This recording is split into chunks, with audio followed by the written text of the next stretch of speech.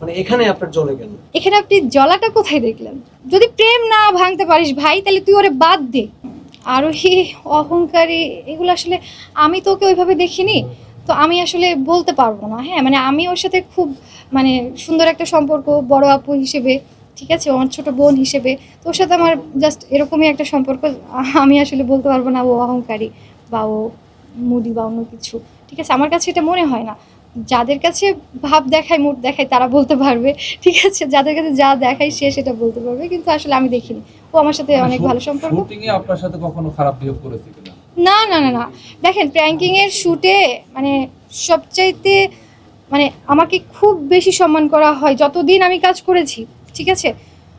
মানে প্র্যাঙ্কিং এর শুটে আমার উপরে কথা বলার কেউ ছিল না, ঠিক আছে। প্র্যাঙ্কিং এর শুটে সাথী আরোই বলেন, মানে ওরা তো ছোট ছোট, আমার উপরে তো কেউ কথা বলতে পারবে না। আর তাছাড়া সাথীকে আমি আমার বাসায় 2 মাস, প্রায় মানে 1.5 থেকে 2 মাস আমার বাসায় রাখছি, ঠিক আছে। তো এই যে এগুলো তো করছি, তো মানে আসলে আমার আমার একটা শ্রদ্ধার জায়গা ছিল, হ্যাঁ, যার জন্য আসলে আমার উপরে কেউ কখনো কিছু বলতো না। আপনি বলেছেন যে তুমি টাকা দাও, পয়সা দাও, গাড়ি দাও, বাড়ি দাও, কিন্তু ওকে টিমে রাখতে পারবো না।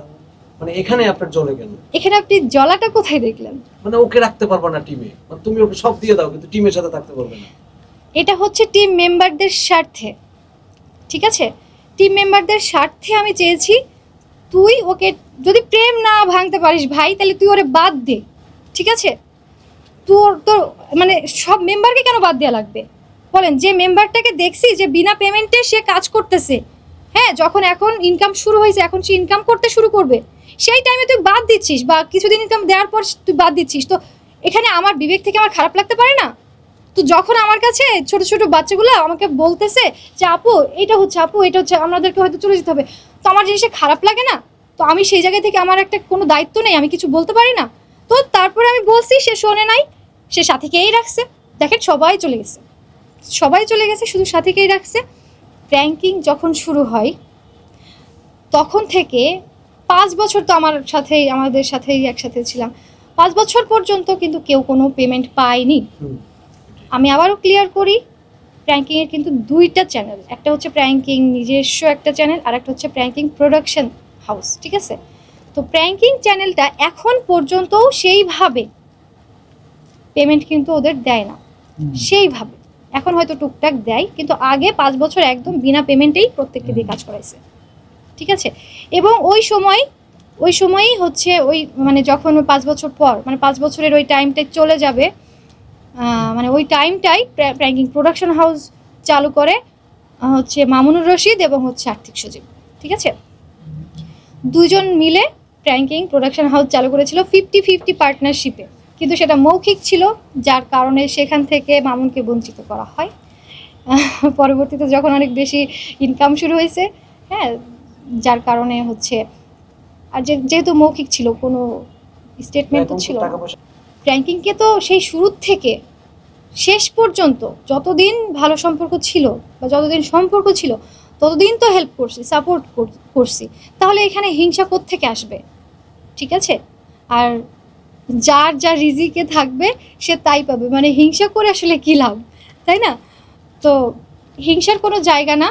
আর এই যে বলতেছেন যে আমরা হয়তো বা জিনিসটা শো করছি বা সামনে আনছি, কেন আনছি, ঠিক আছে, এর কিন্তু কারণ এটাও না যে যাদেরকে আগে পেমেন্ট দেয়নি তাদেরকে পেমেন্ট দাও, বা প্র্যাঙ্কিংয়ের অংশ দাও, ভাগ দাও, ঠিক আছে, বা আমাদেরকে আবার কাজে নাও, এই জিনিসগুলো কিন্তু একদমই না, ঠিক আছে। আমরা কিন্তু কোনো রকমের কোনো পেমেন্ট চাই না, কোনো প্র্যাঙ্কিংয়ের ভাগ চাই না, আর জীবনে কোনো দিন আমরা প্র্যাঙ্কিংয়ে কাজ করতেও চাই না, ঠিক আছে। তো সেই জায়গা থেকে আমাদের আসলে এখন চাওয়ার কিছু নেই। চাওয়ার যেটা ছিল সেটা হচ্ছে যদি ওই যে আগের মেম্বারগুলো সবাই কাজ করতে পারতো তাহলে ভালো লাগতো, ঠিক আছে, চাওয়াটা এটাই ছিল, আর কোনো চাওয়া নেই। তবে আর একটা সতর্কীকরণ একটা বার্তা আছে, সেটা হচ্ছে নতুন মেয়েরা বিশেষ করে যারা কাজ করতে চায়, আগ্রহী, তারা একটু কাজ করার ক্ষেত্রে বিবেচনা করবেন, এটাই। আরোহী যে স্টেটমেন্ট দিয়েছে সেটা তো আপনারা শুনেছেন, সেখানে কিন্তু সে সব কিছু ক্লিয়ার করে দিয়েছে। হ্যাঁ, গুলি যখন বেরোয় যায় সেটা কিন্তু আর ফিরে নেওয়া যায় না। হ্যাঁ, সে কিন্তু খুব সত্যবাদী একটা মেয়ে, সে সাহসী মেয়ে বলবো, যার জন্য সে কিন্তু তার জায়গা থেকে স্টেটমেন্ট ক্লিয়ার করে দিয়েছে, এবং সেই স্টেটমেন্টে একদম টোটালি সাথীকে কিন্তু অপরাধী হিসেবে চিহ্নিত করেছে, ঠিক আছে। এবং এটাও বলেছে যে আমি যা বলছি, মানে সামিয়া আপু যা বলছে, তিথি আপু যা বলছে, এগুলো সত্যি, ঠিক আছে। তো সেই জায়গা থেকে যদি বলতে হয় তাহলে এখানে মানে অপরাধীটা কে, দোষীটা কে, মূল ভিলেনটাকে ভিলেনটা কে বলেন? শায়লা সাথী, ঠিক আছে। এই কথাটা যখন সে বলে ফেলছে, নিউজ যখন হয়ে গেছে, তখন সজীবের আরও কয়েকজন চেলাপেলা আছে, সেইগুলা মিলাইয়ে ওর এই স্ট্যাটাস দেওয়াইছে, ঠিক আছে। যে আমার অভিযোগ শুধুমাত্র একজন অভিনেত্রীর উপরে, সজীব ভাইয়ার সাথে আমার কোনো প্রবলেম নেই, সজীব ভাইয়া খুব ভালো মানুষ, হ্যান ত্যান, যাই হোক। এই স্ট্যাটাসটা সবাই কিন্তু শেয়ার দিছে, ইভেন আর্থিক সজীবও শেয়ার দিছে, জাকির টাকির বলেন, ঠিক আছে, বা টিমের অন্যান্য মেম্বাররা অনেকেই শেয়ার দিছে। আচ্ছা, শেয়ার দেওয়া মানে কি? ওরা সেটা অ্যাপ্রিসিয়েট করছে। অ্যাপ্রিসিয়েটের মধ্যে কি আছে? শায়লার সাথে অপরাধী, তাই না? শায়লার সাথে অপরাধী হওয়া সত্ত্বেও কিভাবে টিমে এখন পর্যন্ত আছে জানতে চাই। কে সজীব, কে হচ্ছে সে সেফ সাইডে রাখলো, ওকে ফাইন, সজীব ভালো মানুষ, বুঝলাম। শায়লার সাথে তো অপরাধী, সেটা তো সবাই শেয়ার করছে, সবাই বলছে, তাহলে এখনও শায়লার সাথে টিমে কিভাবে থাকতে পারে?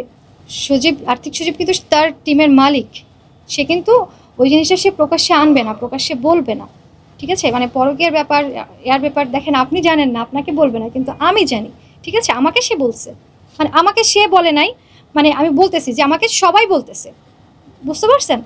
আমাকে হচ্ছে কি যে মানে দেখেন, নাম ধরে তো আর বলা যায় না, ঠিক আছে। মানে আমি বলতে চাচ্ছি যে আমাকে কিন্তু সবাই বলতেছে, এটা ভিতরের জিনিস, ঠিক আছে। এটা তো সবার সামনে সে বলবে না।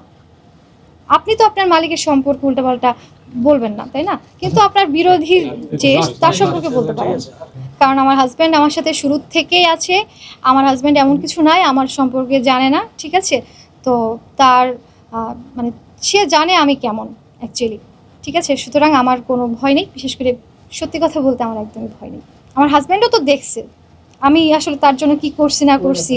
হ্যাঁ, তার হচ্ছে কি যে 5 বছর আমার বাসায় কিন্তু সে ফ্রি শ্যুট করছে, ঠিক আছে। শ্যুটটা কিন্তু সে আমার বাসায় ফ্রি করছে, মানে ফ্রি কথাটা আমি আনতেই চাই না, যেহেতু ওর সাথে আমার টাকা পয়সার কোনো সম্পর্কই নাই, ঠিক আছে। সে কিন্তু 5 বছর আমার বাসায় শ্যুট করছে, তার ওয়াইফ থাকতো না, হ্যাঁ, তার ওয়াইফ থাকতো না, সে আমার বাসায় এসে ভাত খাইতো, আমি সবসময় তার জন্য চাল বাড়াই দিতাম, ঠিক আছে। এই যে আমি কি করতাম, আমার চাইতে আমার হাজব্যান্ড বেশি করতো তার জন্য, ঠিক আছে। তো দেখা যাচ্ছে যে হ্যাঁ, মানে আমি কখনোই বেশি কিছু করতাম না, ঠিক আছে, বরং আমার হাজব্যান্ড সেই হচ্ছে কি যে সজীবকে বেশি অ্যাপ্রিসিয়েট করতো। এই আসার সাথে সাথে এই বসে বসে বসে ভাত খেয়ে নাও, ওর জানেও না হাঁড়িতে ভাত আছে কিনা, ঠিক আছে, বা কমলো কিনা বা কিছু, আগেই ও বেশি অ্যাপ্রিসিয়েট করে। বা এই যে শ্যুট টুট করছি, ও কখনোই কিছু বলেনি, ঠিক আছে, আজ পর্যন্ত কখনো কিছু বলে নাই। মানে আসলে আমার চাইতে ওই বেশি ওকে ভালোবাসতো, বেশি করতো।